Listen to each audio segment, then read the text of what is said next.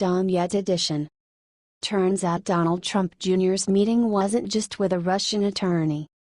It also included a Russian-American lobbyist who U.S. officials consider a Russian intelligence operative. U.S. officials are examining what role Reinat Akhmetshin played in the now infamous meeting he attended with Trump Jr., Jared Kushner and Paul Manafort, Politico's Ollie Watkins reports. A former Soviet counterintelligence official, Akhmetshin told the Associated Press on Friday that he had attended the Trump Tower meeting that was arranged by Trump Jr. Akhmetshin's acknowledgement added a fresh layer to a story that has bedeviled the White House all week, damaging their claims of transparency and forcing key staff, like Kushner, to focus on Russia. For his part, the president's son-in-law changed his legal team on Friday afternoon, with Jamie Gorelick stepping back and Abay Lowell taking charge of the inquiry. Gorelick will still represent Kushner on other matters but said the shakeup came at his instance. Kushner has shuffled his legal team at a time of high tension and increasing scrutiny over his participation in the meeting. Elsewhere in President Trump's orbit, big hitter, the White House is adding Washington lawyer Ty Cobb, a relative of the legendary Detroit Tigers ballplayer, to its legal team to handle legal and media responses to Russia probes. Bloomberg, lots to parse. President Trump's campaign digital director, Brad Parscale, will voluntarily meet later this month with the House Intelligence Committee, one of the bodies investigating Russia's role in the 2016 election. Lean machine, President Trump badly trails both President Obama and President Bush when it comes to political appointees, leaving a slew of key posts unfilled. Bone to pick. After a Hawaii judge expanded the definition of what qualified as a bona fide relationship for those affected by President Trump's travel ban, Attorney General Jeff Sessions promised to appeal the ruling. Let's begin. Republican leaders are pushing to at least begin debate on stalled healthcare legislation and aren't yet focused on getting the votes needed for passage. There you have it. You're caught up on the Trump administration. Happy Friday.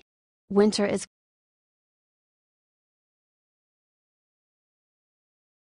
U.S. governors are wooed on NAFTA, by Canada and Mexico. President Donald Trump has vowed he'll pull out of the North American Free Trade Agreement if he doesn't get the changes he wants. So Canada and Mexico have found a workaround: reach out directly to U.S. governors, local lawmakers and industry leaders in a bid to save NAFTA. Canadian cabinet and parliament officials have held more than 170 meetings with senior U.S. officials in 23 states between Inauguration Day and the end of last month. They're focusing on big cities, coastal states, and Rust Belt towns throughout Michigan, Ohio and Pennsylvania with economies that rely on cross-border trade. And in Mexico, an extensive private sector effort has been underway pairing up major U.S. industry groups such as the Chamber of Commerce and the National Association of Manufacturers with their Mexican counterparts to ensure that organizations in both countries are on the same page. The goal is to box in the U.S. president with pressure from governors, mayors and business leaders to show how valuable NAFTA has been, state by state, district by district. The hope is that they can build groundswell of local support in the United States to pressure the Trump administration not to do anything radical to the 23-year-old trade agreement. The Office of the U.S. Trade Representative plans to reveal the Trump administration's NAFTA negotiating targets on Monday. With talks expected to begin 30 days after that, the preemptive efforts to line up American allies and spokespeople will aid in any defense against potential new barriers that the U.S. proposes. Canada has done a good job on the charm offensive, while Mexico has been involved in its own active engagement strategy, said international trade lawyer Dan Ujdzo, who focuses on U.S. Canada bilateral relations. If all politics is local, all trade is personal, he added. Trade observers and experts on both sides of the border described an elaborate, targeted engagement effort that has involved sending various government officials and corporate executives to key congressional districts to highlight how many jobs NAFTA has created in the district, or what percentage of exports were sent to either Canada or Mexico. By collecting that data and making it readily available to governors and other regional or local representatives, Canada and Mexico are hoping to illustrate the various effects of any potential changes to NAFTA.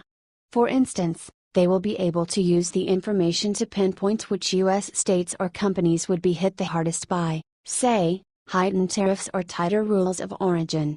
Their working premise is that members of Congress are going to have strong opinions about NAFTA, said Scotty Greenwood, a senior advisor for the Canadian American Business Council. So the Government of Canada wants to make sure that, as members are forming their opinions, they have an appreciation for how integrated their economy is with Canada. The effort continued into the National Governors Association's annual summer meeting in Providence, RI, this week, where Canadian Prime Minister Justin Trudeau gave an impassioned keynote address on Friday, emphasizing the need to preserve a trade deal and a bilateral trade and investment relationship that supports millions of North American jobs. The relationship between our countries is historic. It is a model to the world, Trudeau told the governors. It is of critical importance for people on both sides of the border that we maintain and indeed improve it. We must get this right, he added. Canadian Foreign Minister Chrystia Freeland also attended the event, during which Trudeau sat down to talk trade one-on-one with a series of governors over the course of a single afternoon, including Iowa's Governor Kim Reynolds, a Republican, and Colorado's Governor John Hickenlooper, a Democrat. Across the hall, state and provincial level groups from both Canada and Mexico gathered with their U.S. counterparts to present a trilateral, united front ahead of the start of the talks. The joint appearance is aimed in part to present a united front, that they want to preserve a robust trade relationship regardless of conflicting messages coming out of the White House. The Rhode Island visit, plus ongoing state-level outreach from Ottawa, comes on top of continued discussions between the Prime Minister's office and the White House. Trudeau and Vice President Mike Pence sat for a bilateral meeting in Providence on Friday, which the Canadian leader described as a great discussion about our shared interests. One of the things that I've highlighted from the very beginning is that we understand that engaging in multiple layers and on multiple levels with the various elements of American government and the economy is extremely important, he added. The all-out charm offensive has been many months in the making.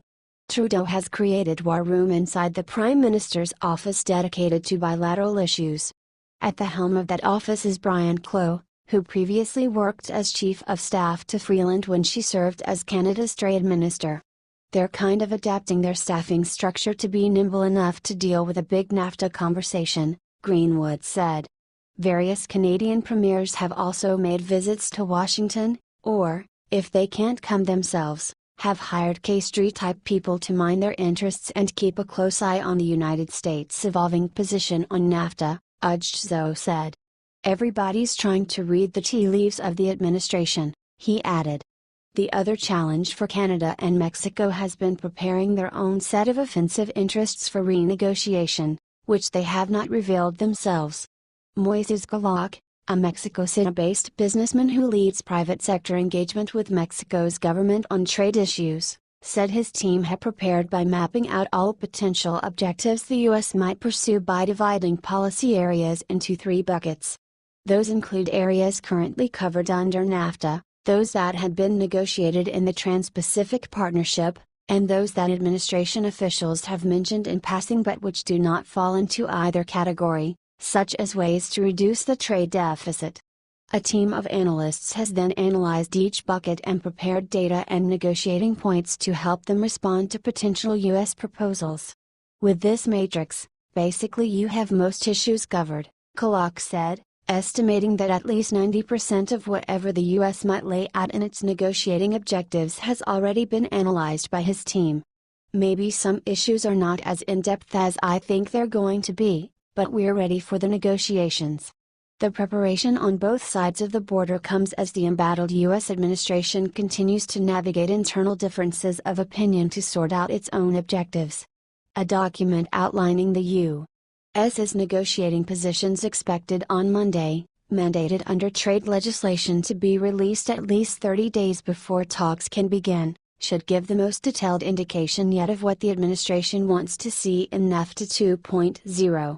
But there has so far been disagreement over how narrow Trump might want the objectives to be. People in the administration are very nervous about the notion that he'll want them to put on the table U.S. negotiating objectives that are going to be impossible for Canada and Mexico to agree to, one Washington Trade Association source told Politico.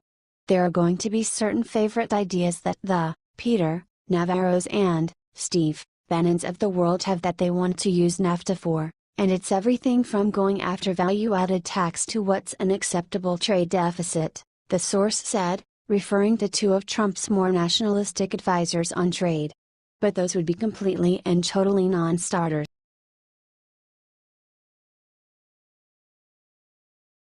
Governors steer clear of Trump.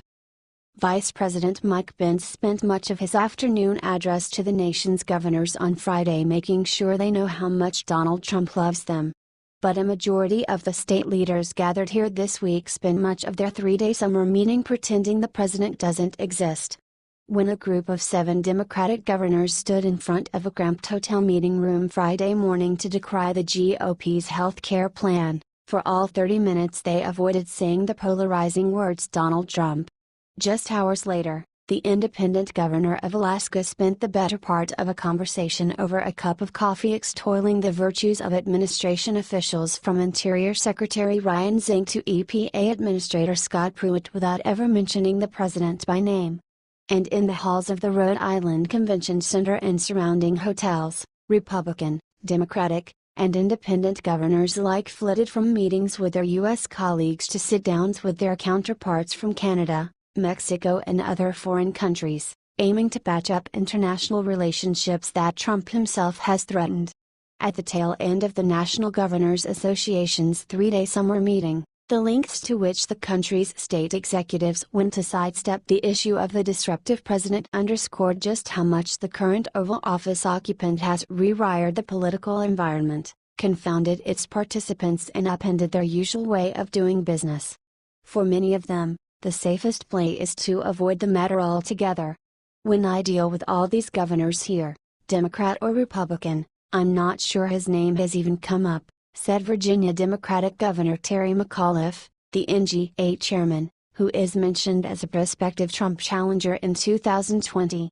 You would think it would be a big topic of discussion. It's almost like he's a non-factor, no one's even talking about him.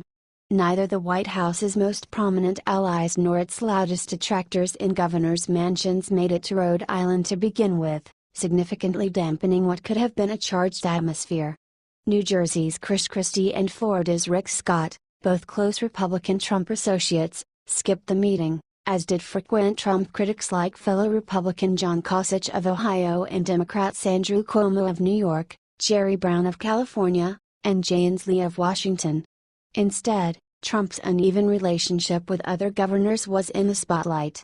Few of the GOP governors supported him early in his 2016 campaign, but with 27 of the 38 governors' mansions up for grabs in 2018 held by Republicans, Trump casts a large shadow over the midterm election map. Some red state governors have rushed toward him with open arms, while GOP state executives in Democrat-heavy states, like Illinois' Bruce Rauner, Massachusetts' Charlie Baker, and Maryland's Larry Hogan, have strained to avoid mentioning him altogether. At the summer meeting, Republican governors from states that have expanded Medicaid sought to avoid committing themselves to either side of the pitched health care debate on Capitol Hill, while the Democrats in attendance urged bipartisanship, resisting the urge to knock the White House that's been pushing the measure. There is a sense, with most of the things we deal with on a day-to-day basis, we can deal with them now in the states, said Tennessee Republican Governor Bill Haslam, insisting that the governor's common refrain about their political independence is still true. Without waiting around for an answer out of Washington. Indeed, on policy after policy, governors whistled past the White House. When it came to trade, they aligned themselves with counterparts from Canada and Mexico, many of whom traveled to Rhode Island for that specific purpose, in a bid to get distance from the White House and present an otherwise united North American front just 1 month before NAFTA's renegotiation begins. As Trump continues entertaining protectionist ideas like removing the country from NAFTA altogether or slapping tariffs and other import restrictions on trading partners, Many governors have directly reached out to foreign capitals to create working trade relationships.